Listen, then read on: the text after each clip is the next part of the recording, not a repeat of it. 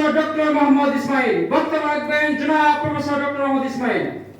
বাংলাদেশ কর্তৃক আয়োজিত আজকের প্রতিনিধি সভা দোয়া মাহফিলের সম্মানিত সভাপতি, আমাদের সকলের মুরব্বী এবং প্রধান অতিথি রুহুল আমিন গাজী ভাই এবং আমার বিশেষ অতিথি একটু আগে বক্তৃতা করছেন সহ আমাদের ফোরাম অফ পিপলের অন্যান্য নেতৃবৃন্দ এবং সামনে যারা উপস্থিত আছেন বিভিন্ন জেলা থেকে আগত ডেলিগেট বৃন্দ, আসসালামু আলাইকুম ওয়া রাহমাতুল্লাহি ওয়া বারাকাতুহু।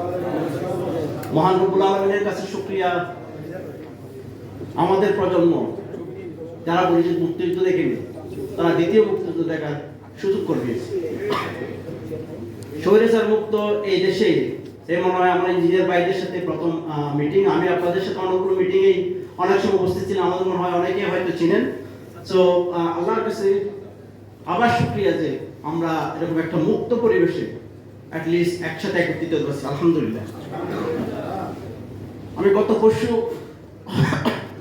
শহীদ মিনারে গেছিলাম, আমাদের যেসব ভাইরা শহীদ হয়েছে তাদের সাথে একাত্মতা প্রকাশ করতে। তাদের বাবা মারা আসছেন, তাদের ভাইয়েরা আসছেন,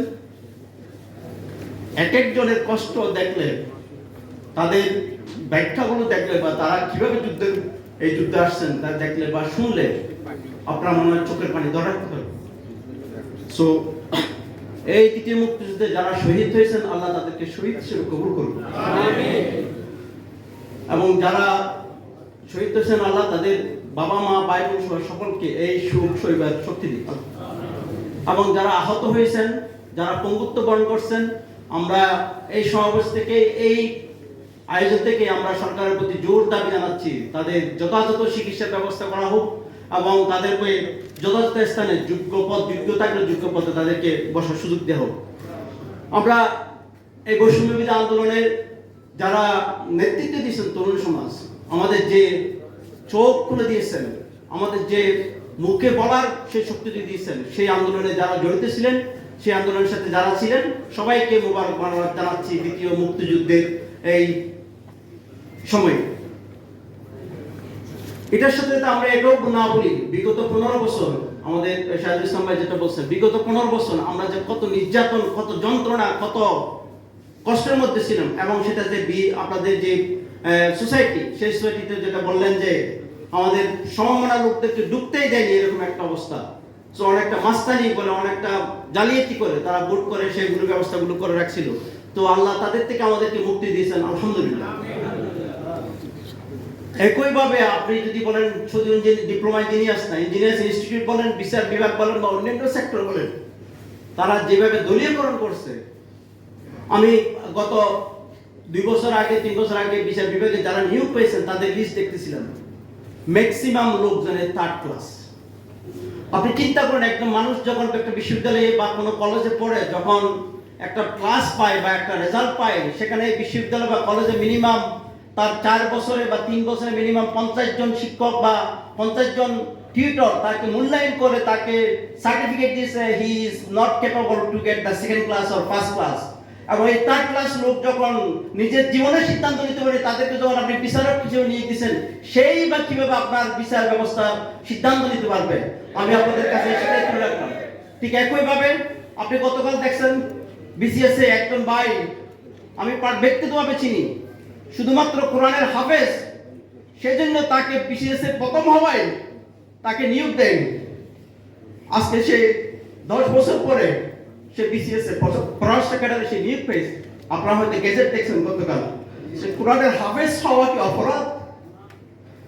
কাজে এখন আমাদের সময় আসছে সেই সুযোগটাকে কাজে লাগানোর জন্য। আমরা বিগত 15 বছরের যে স্বৈরাচারী সিস্টেমগুলো ডেভেলপ করা হয়েছে সেগুলোকে ভেঙে দেওয়া হচ্ছে এখন আমাদের দায়িত্ব, আমাদের কর্তব্য। আমরা যে প্রতিবিপ্লবের কথা বলছি, সেই প্রতিবিপ্লবকে প্রতিহত করার জন্য এটাও একটা সবচেয়ে বড় বিপ্লব।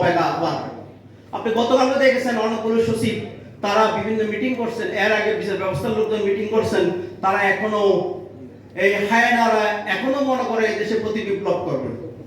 আমি বিশ্বাস করি আমাদের তরুণ সমাজ, আমাদের ইঞ্জিনিয়ার সমাজ, আমাদের ছাত্র শিক্ষক তাদের যে কোনো অন্যায় প্রতি বিপ্লবের চেষ্টা প্রতিহত করবে ইনশাআল্লাহ। এটার সাথে সাথে আমাদের সারা দেশে যে বিভিন্ন সেক্টরে ঘুষ দুর্নীতি থেকে শুরু করে যে বিষয়গুলি সারা দেশে ছড়িয়ে পড়ছে, আমরা যারা ন্যায় ভিত্তিক সমাজ দেখি, আমরা যারা সমাজের পরিবর্তন চাই, এখন এই আমাদের দায়িত্ব হচ্ছে বৈষম্য বিরোধী ছাত্র হোক, বৈষম্য বিরোধী ব্যানার হোক, যেভাবে হোক আমাদের সেই বিভিন্ন সেক্টরগুলো থেকে এই দুর্নীতিকে রোধ করার জন্য সর্বাত্মক চেষ্টা করা। সো আমি এই সময়ে আজকে যে এই যে খুশির সময়ে আমি কয়েকটা বিষয় আপনাদের সাথে তুলে ধরতে চাই। নাম্বার হচ্ছে যে নেতৃত্ব, আমাদের যোগ্য নেতৃত্ব, সেই যোগ্য নেতৃত্ব আমাদের গড়ে তুলতে হবে। আমরা এই সরকার যে ক্ষমতা নিয়েছে সেটা দীর্ঘস্থায়ী না। টুডার টুমুরো তারা তো ক্ষমতার দায়িত্ব ছেড়ে দিবে, আপনাকে মানুষের কাছে যেতে হবে, আপনাকে একটা সাধারণ ইলেকশন হবে, সেই ইলেকশনে আপনাকে মানুষের কাছে যেতে হবে, মানুষের কাছে ভোট চাইতে হবে।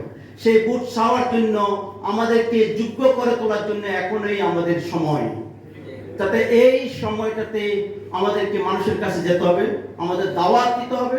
সেই দাওয়াত যদি কোথাও আমাদের ভুল হয়, তাহলে কিয়ামতের মাঠে আল্লাহ আপনাকে আমাকে কাউকে সাথ দিবেন না। কাজেই এই যে পরিবেশ তৈরি হয়েছে, সেই পরিবেশের সর্বোচ্চ ব্যবহার করা, সেটা হচ্ছে আমার আপনার সকলের দায়িত্ব হয়ে থাকবে। সেকেন্ড যেটা হচ্ছে, আমাদের বাইরা ডিপ্লোমা শিক্ষার জন্য বা ইঞ্জিনিয়ারিং শিক্ষার জন্য বলেছেন। আমি পিএইচডি করছি কেমব্রিজ বিশ্ববিদ্যালয় থেকে। যখন কেমব্রিজ বিশ্ববিদ্যালয়ের বিভিন্ন পথ দিয়ে হাঁটতাম, তখন নিউটনের আপেল গাছ দেখে খুব উদ্বেলিত হতাম। যখন সায়েন্স অ্যান্ড টেকনোলজি শিক্ষাগুলো দেখে উদ্বেলিত হতাম। আমরা আজকে যদি বিশ্বের প্রেক্ষাপটে চিন্তা করি, আমরা বিজ্ঞান শিক্ষায়, ইঞ্জিনিয়ারিং শিক্ষায়, প্রকৌশল শিক্ষায় অনেক অনেক বেশি পিছিয়ে। আমাদের রাষ্ট্রীয় বাজেট যেটা দেখেন 2% শিক্ষা ব্যবস্থায় নেই, এবং আমাদের সাধারণ ছাত্রদের জেনারেল শিক্ষায় শিক্ষিত করে ইঞ্জিনিয়ারিং শিক্ষায় শিক্ষিত না করার ফলে আমাদের দেশ অনেক বেশি পিছিয়ে আছে।